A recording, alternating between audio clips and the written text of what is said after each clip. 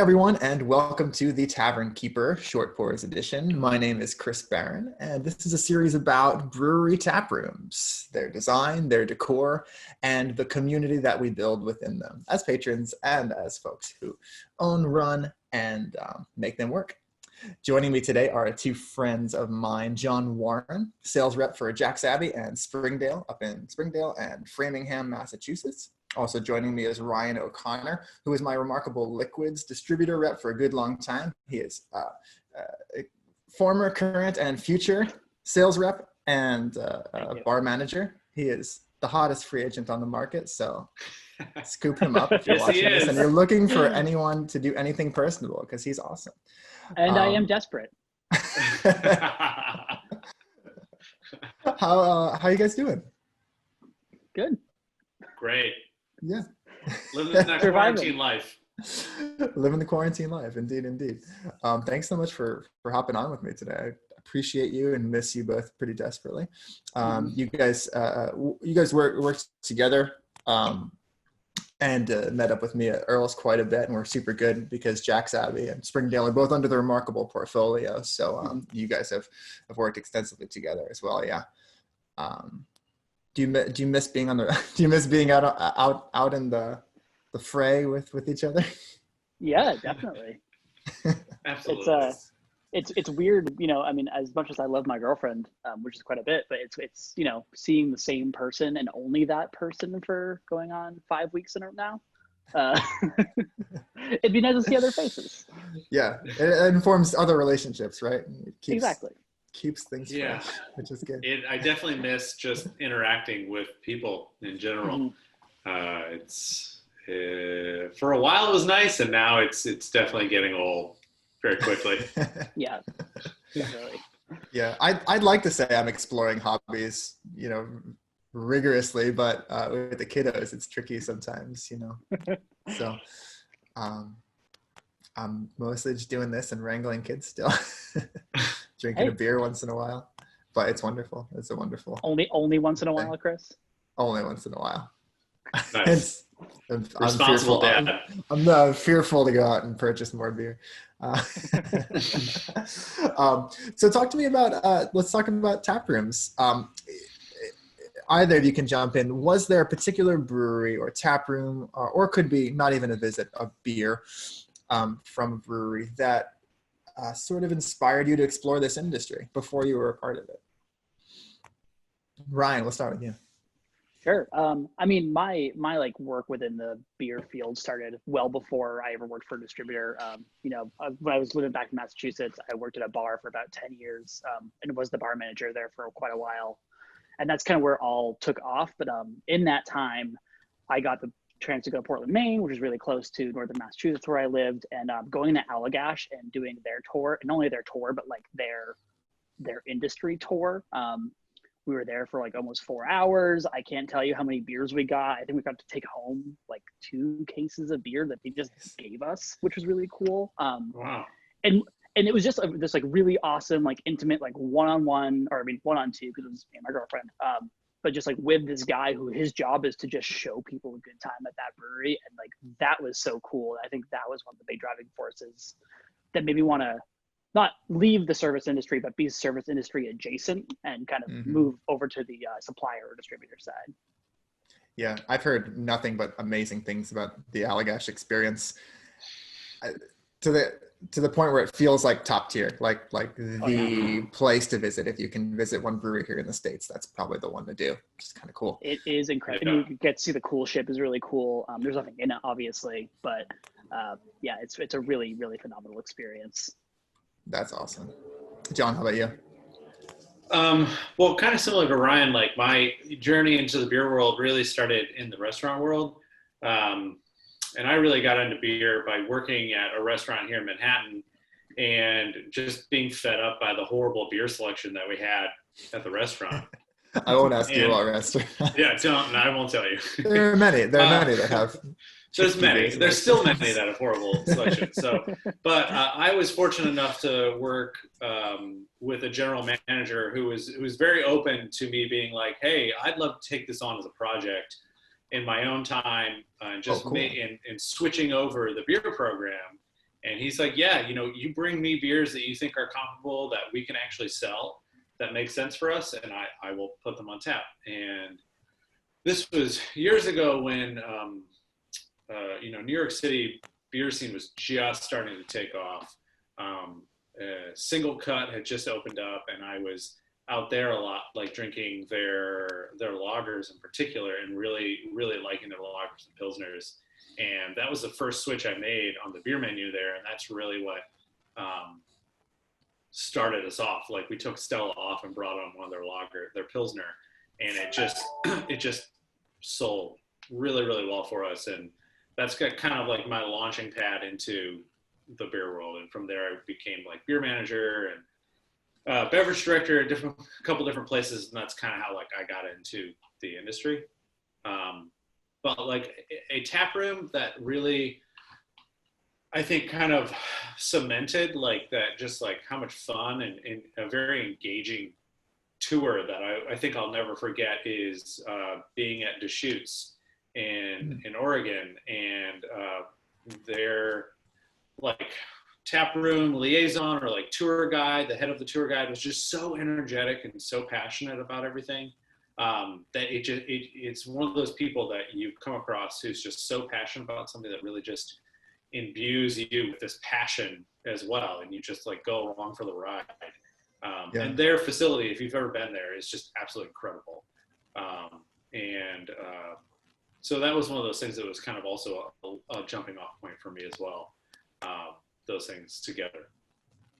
That's cool. That I've definitely experienced that sort of infectious devotion to this industry. We've talked about it on a few other episodes of this, and it seems to be a common thread where that it's a very much it's more than it's a feel good sort of transmission, but it's more than that. It's, we're transmitting art and knowledge and science and the whole package of things, which is kind of cool. It's just why I've always really enjoyed beer for that reason.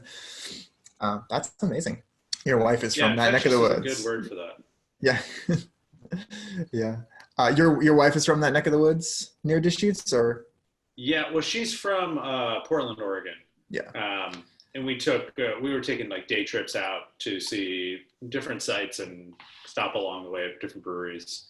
Okay. And we were out in the Bend area, saw a couple breweries, did some skiing, that kind of stuff. And so, yeah, it was cool. It was a good time. That's awesome. Always a good time to go out there.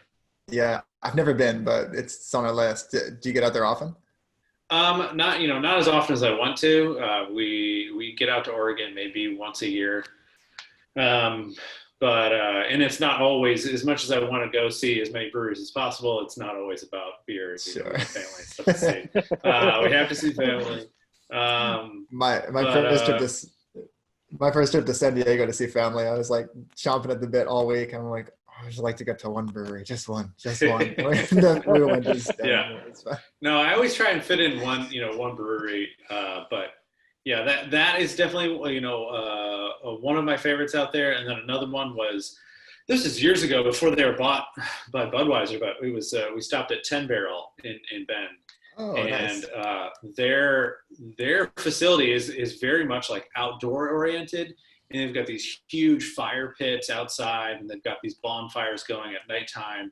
And it is like the perfect place to stop off, like as soon as you're done on the slopes, just stop there, grab a beer, warm up around the campfire. Like it's kind of perfect. It's perfect Oregon, like Bend skiing town vibe beer situation. So that's also pretty cool. That's excellent. Very site specific. That's pretty cool. Nice. Ryan, how about just a general favorite, like maybe one that you're missing right now at brewery tap room? Could be local, could be non-local. Oh man, favorite brewery tap room. I say a favorite. I don't want to hold you to like this is the one. I actually have really fond memories of the original Night Shift tap room back in Everett, Massachusetts. Back when I was, still living in Mass, they did their Barrel Society, which was a yearly membership. You got 2 bottles of 4 different barrel age releases. They had parties that were exclusive to Barrel Society members, where it was basically they just opened the draft lines for you when you came in. You know, they had exclusive pours and merch and things for the Barrel Society, and like just going there, and they had this like cute little corner that had like couches with a fireplace set up, 2 different bars, a separate little, you know, counter for their to-go section, which was really cool. And obviously, like, this is before Night Shift blew up into what it is today. I feel like they are way bigger. This is before they had their own distributing company in Massachusetts. This is when they were basically still fighting tooth and nail to extend their distribution beyond 30 miles outside their brewery. But yeah, man, I miss that brewery. Luckily, their beer is in New York and it's pretty easy to find. But yeah, we've got it at the grocery, which is great. Don't see a lot of Whirlpool though, and like Whirlpool is like it's a go-to for me from them. Always easy drinking. Yeah.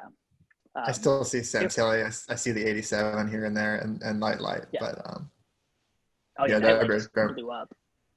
Yeah, good on them for making the plunge into light lager. But they kind of led the way on craft breweries jumping into light lager. Jack's Abbey notwithstanding, which I think they do a thorough job. But as far as breweries, like, we need to offer this one thing.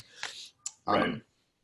Well, I think their branding also for Nightlight kind of was a huge driving force behind that. Big time. In my restaurant back in Massachusetts, like I went there and had meetings with their distribution manager to try to get them to deliver to my bar because we were just outside of their distribution radius. Finally got it. I was like, my bar was the first in our little corner of Massachusetts. I was in the North Shore, so like a little place called Cape Ann, Towns, Gloucester, Rockport. But and I took in Whirlpool kegs and Nightlight cans because I was like, I don't really drink light lagers that often, but this beer is going to sell just based off the can alone because those tall boys look so good. It's a bit, it's nostalgic too. It's a little like we grew up in the era of, I mean, when I say we, I'm 35 now, so I don't know how far it went, but in the era of Light Bright, you know, where there's a tinge of nostalgia that makes you think of your childhood without really associating it with beer at the same time, you know. But I think really, really smart branding and really, really sleek branding too, which is cool. Yeah, that's awesome. I've never been up there. I'd love to check them out. It's right across the street from the Teddy Peanut Butter Factory. Sold. You put together a trip for me. Excellent. Yeah. I feel like if there are 3 things that you can count on in a relatively small area to fulfill 3 different genres of entertainment, sold. That's a trip. Yeah. I will take that trip. As long as it's not like 17-hour drive. Right. 4 from New York. Yeah. Done and done. I do want to explore that area as soon as they let us out. As I keep saying, as soon as they as soon as they let us out. And I mean safely, of course. I'm not gonna jump the gun. But nice. John, how about a place you're missing that you would maybe frequent? A favorite. Can you guys think of? Shoot. I've got it. Tell me. I'm sorry. It popped in my head right now. Tell me that. That's okay. So it's not super local, but I've been there multiple times. Yeah. Like probably 5 or 6 times. Well, it is kind of local. It's Peekskill Brewing. Yeah. Nice. So I went there. I was up there years and years and years ago before they even built the new facility that they have up there. And when they had their original like tap room and bar, and it was the weirdest, like least made sense bar brewery layout I've ever been in my entire life. It was a U shape. So you'd walk in, there are 2 entrances on either side, and you could pick it. And each U went down this narrow corridor, and one side had a bar and one side didn't. And they had like a kitchen in like the back of the U, and like nestled in the back of the U was like a very small, like it must have been like 5 to 10 barrel system. And that's where they're brewing all their beer, and they only served it right there at the like bar. This is even before they distributed, and the place was like, it was just like a mess. Like it just didn't make any sense. But at the same time, it was so warm and cozy in there, and had so much personality. And you could tell it, like the place is just like the wood was worn down and all the edges were rounded, you know, like it had been lived in. And it was just a cool spot to hang out on a cold New York day. And you're like, let's get upstate. And it's only an hour away. And so you go there and hang out for a couple hours, spend the afternoon there. And not far from there is then the Birdsall House, which is related to Blind Tiger. And so you can walk like up the hill to the Birdsall House. But yeah, the old Peekskill facility was so cool. And then the new facility is really cool too. And the food menu there is stellar. Is it in the same relative location as the old one, or is it moved? It's moved. It's not far. It's like, I don't know, a couple blocks away, maybe right across the street. Okay. They took over an old warehouse building and built like a 2 or 3 floor brewery, tap room, restaurant situation with lots of room. Very different from the old place. But how many people could you fit in the U, would you say? Oh, the U, I mean, max capacity had to be like 50 people. It was so weird. But you were lucky to like get a little table in the corner, and there were like, 5 or 6 of our friends, like we'd all like crowd around this little table and just drink Eastern Standard and just loved it.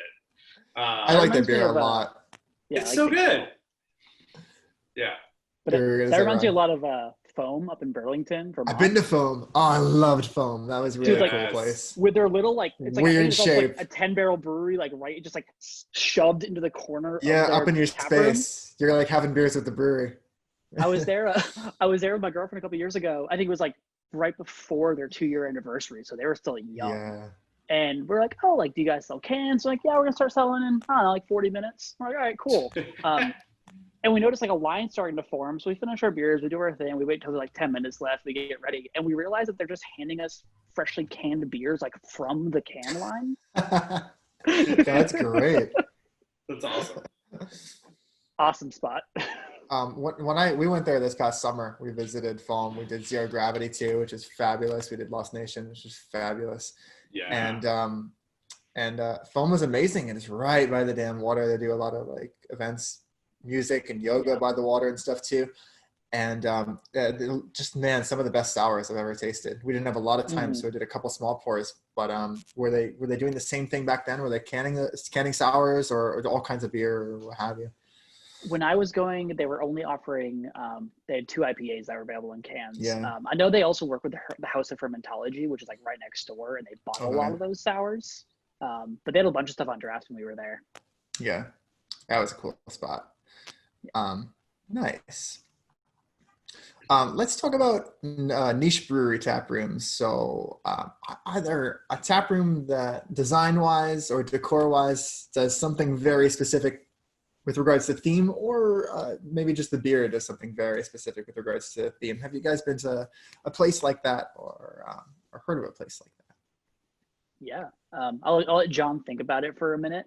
And not to keep bringing it back to, Northern Mass, but in Salem, Mass, there's a brewery called Notch, which is one of my absolute all-time favorites from back home. It is an all-session brewery.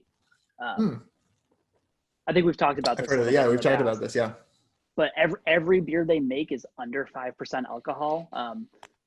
I think they've recently started like a side umbrella project where they start doing more full-strength stuff, but it's under a totally different name. They're not calling it Notch. But it was basically started by this dude who was like in his 40s and had been brewing all his life and loved drinking beer. And then one day woke up and he's like, oh shit, I can't drink. Like, can I swear on this, Chris? Yeah, please. Cool. He's like, oh shit, So I can't drink like 8, 9, 10, 11% double IPAs and imperial stouts anymore. But all the low ABV beer out there is not great. So he decided to fix it, and he started his own, like very much styled after like the German Czech style breweries, but cool. Everything that he brewed was under 10%. They just celebrated their 10-year anniversary 2 weeks ago, probably with a little less aplomb than they were originally planning due to everything else going on. But it's this beautiful brewery. It's like this huge, long beer garden style brewery right on the river in Salem, Massachusetts. They have pinball tables in the back. They have weekly LP nights. So if you have vinyls, you just bring them and they'll just throw them on and play them for you. Yeah. They have like that beautiful outdoor patio. It obviously gets swamped during Halloween, but they have actually a really nice private room that they wall off just for locals during Halloween weekends. So cool. Because Salem, Mass obviously gets Good pretty rowdy. but super, super cool brewery. The brewer, I've met him a couple times. My uncle's really good friends with him. Super cool dude. And it sounds like they probably brew a lot of lager, but they're not just limited to lager, right? They do all the which is really great to explore. And I think that's one of the great things about them. Like when you think low ABV beers, you think lighter beers, you tend to think lagers, but Left of the Dial is a really great IPA they make. Dog and Pony Show is a more like New England style pale ale. But they all share that same thing where they all average like right between 4 to 4.5 ABV. Great. That's the pocket, man. Yeah. Like I said, I'm 35 and that is my pocket. And if I go to I go to a bar, that's the first benchmark of okay, what beer do I want? Is it under 6%? Excellent. Yeah. And that was sure. I feel like when I hit like when I started hitting my mid 20s, I was like, I want to drink more beer, but not get more bent out of shape because of it. Like I need to drink lower ABV stuff. And like I discovered Notch right around that same time in my life. And it was a really great, synergy there. That's great. Oh, it's cool. It speaks my language because again, it's something that I've liked to explore, the idea of low ABV beer and how it can be sold on the public. It seems like with the wellness and the fitness movement in general, that you're seeing boosts in A beer, and I know Michelob Ultra found huge niche in being like the fitness beer. So it's good. It's theoretically good. For the sake of wellness, for the sake of moderation, the sake of that sort of thing, which is cool. At least to have that option to open the conversation. John, can you think of a niche brewery? A niche brewery. The first one that comes to mind is similar to Notch. Is why am I blanking on the one that's New York based? That's all like session beers. Suarez. Oh yeah.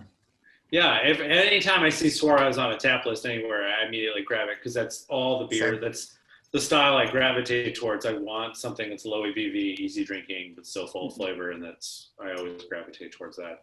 I feel like their mission's the same. They are strictly brewing session style beers. I believe so. Yeah, I like table beer. In that sort of way. Yeah. Beer you can consume without breaking the bank, I suppose. And communal beer, which is kind of one of the inspirations for this series, is this idea of communal beer and this idea of long tables and drinking with people you know and people you don't, and not remembering it. So that's awesome. Have you been up to Suarez? I haven't. No, I've never been. It's on my list, and I think we should plan a trip when the time is right. That would be an awesome trip. Yeah, to get up there. No, I know, Chris, you've tried it. I don't know if talked to you, John, but Arrowwood Farms up in Akron, New York, is an all farmhouse brewery. I think as of right now, like 98% of their product comes from New York State. By the end of this year, they want to be at 100% of their ingredients. Wow. And the cool thing about them is that whatever they can, they source from their own farm. It started as a hop farm that they just built a brewery on. And they had an estate saison that was phenomenal. That was, house aged Cascade hops and water from their own well on their property and everything like that. I went there for their Oktoberfest party. It's like 20 minutes north of New Paltz, and that's like this little middle of nowhere, like country road farm area. Oh, that's not too far from the city, huh? No, it took me about 2.5 hours to drive up there, but it was beautiful. Yeah. Our Airbnb was a log cabin in the back of some woman's house. So nice. Nice. Yeah, a lot of wonderful Airbnb upstate New York where you can kind of so much build a bit of a trip, which is kind of cool. Yeah, that's awesome. How about a brewery that you have never been to that you would really like to visit? I mean, off the top of my head, I think Cantillon is definitely up there. It's those places I just have to visit at some point in time in my life. Would love to go. Have you been to Europe at all? Yeah, I've been to Italy. recently, last year. Oh, that's right. Yeah. Yeah, but I didn't do a lot of beer drinking there, obviously. Um, but but yeah, the plan is the next time we go back to Europe is to check out Belgium and Germany and do some more beer focused trips. But yeah, I think Cantillon's definitely up there. Another one that I've never been to actually in Oregon, here in the States, is a place called Decor Brewing in Tillamook, Oregon. Mm. They specialize, it's kind of like a niche brewery, they specialize solely on wild fermentations. And they chose Tillamook, Oregon specifically because the flora in the air was apparently the provided the most variety of anywhere else along the Oregon coast of flora, yeast, and bacteria. And added bonus, it's in Tillamook, which is right next to a huge cheese producer, Tillamook Cheese, Nice. in Oregon. So you get your cheese and your beer right there in the same place. That's amazing. Yeah, that's amazing. Wow, that's a really cool consideration of them. That's fabulous. Yeah. They apparently spent months tying old barrels buoyed along the coast and collecting samples. They spent years doing that, trying to figure out where the best like bacteria cultures were and yeast cultures were along the coast of Oregon. So Shoot. They've done their research. That's really cool. Yeah. Shoot. Ryan, have a one that you've not been to yet that you'd like to get to? I mean, John stole my answer a little bit. Cantillon was definitely up there before all this started. I mean, that's everyone's answer, right? Of course it is. Before this started, my girlfriend and I were actually talking about planning a Belgium trip and, hitting up Dry Fontaine and going to Cantillon and like going over to Watau to check out the St. Bernardus Brewery, which were all breweries that I was lucky enough to work with at my time with Remarkable, but beers that like you just can't deny. Even if sours aren't your thing, you can't deny how well those beers are made, which I think speaks a lot about them. Yeah. Jester King's a big one. A friend of mine lives in Seattle. So him and I try to like plan a trip once a year. If we don't go to or from Seattle to New York, we try to like meet somewhere in the middle. We've been to Austin a couple of years ago, but that we did not go to Jester King when we were there. So like we really love the city. It's super cool, and if we went today, I would definitely want to go down to Jester King because that farm just looks so much fun. Yeah. Nice. That's awesome. So we've got an itinerary of places to visit once restrictions are lifted and the world is happier. You guys want to go to Belgium together? Or? I think we should. Maybe 15 minutes ago, I was like, but maybe we should do an upstate New York trip. I think that's entirely attainable. 15 minutes in, let's go to Belgium. There's a window during which flights are inexpensive before the industry explodes. Yeah. That's awesome. No. Well, thank you guys so much. There's some super, super cool insight, and I appreciate you very much. What's everyone drinking? Not for nothing. I've got a Wild East Patience and Fortitude check. Shameless plug. Sunny Ridge, check pills. And I'm fitting in with Picklebanger. Yeah. Nice. Which I love.